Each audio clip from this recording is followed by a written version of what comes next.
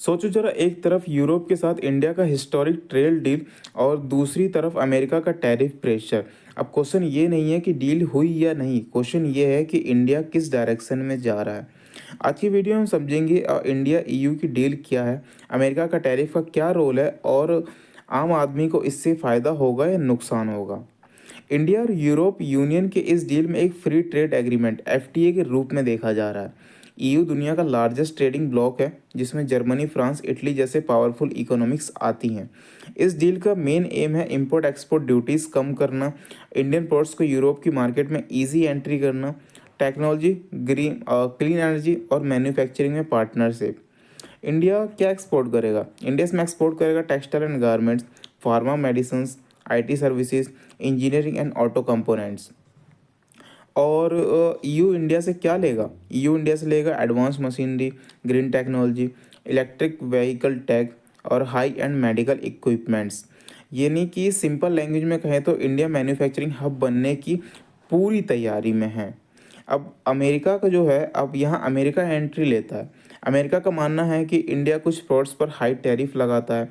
US companies को India market में fair access नहीं मिलता है, इसलिए यूएस ने स्टील, एल्यूमिनियम, एग्रीकल्चर प्रोडक्ट्स पर एक्स्ट्रा टैरिफ या वार्निंग सिग्नल्स दिए हैं।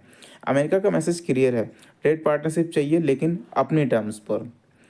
और यही वजह है कि इंडिया यू की तरफ ज़्यादा स्ट्रॉन्ग पुश कर रहा है।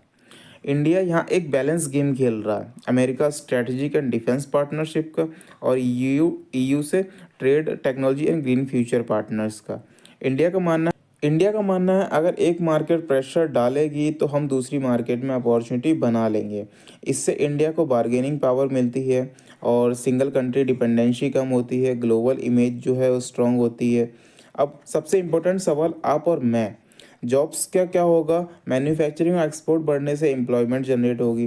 प्राइसेस का क्या होगा? यूरोपियन टेक्नोलॉजी से प्रोडक्शन कॉस्ट कम हो सकती है। स्टार्टअप इकोसिस्टम्स का क्या होगा? ईयू इन्वेस्टमेंट से इंडियन स्टार्टअप्स को ग्लोबल एक्सपोजर मिलेगा। लॉन्ग टर्म इसमें ग्रोथ क्या होगी? इंडिया ग्रेजुअली चाइना का अल्टरनेटिव मैन्युफैक्चरिंग हब बन सकता है। और फ्यूचर सिनेरियो सिंपल है, ईयू डील सक्सेसफुली इम्प्लीमेंट होता है तो इंडिया की इकोनॉमी बूस्ट होगी, और अमेरिका टैरिफ बढ़ाता है तो इंडिया और ज़्यादा डाइवर्सिफाइड ट्रेड करेगा। और एक चीज़ क्लियर है, इंडिया अब रूल फॉलो नहीं, रूलर मेकर बनना चाहता है। आज के टाइम में ट्रेड सिर्फ पैसों का खेल नहीं है, ये पावर, पॉलिटिक्स और पोजिशनिंग का गेम है। और इंडिया इस गेम में साइलेंट प्लेयर नहीं, स्मार्ट प्लेयर बन चुका है। अब आप क्या सोचते हो, क्या ये जो ईयू की डील है इससे वाकई में मदर डील कहा जाना चाहिए या नहीं? कमेंट में अपनी राय ज़रूर बताएं।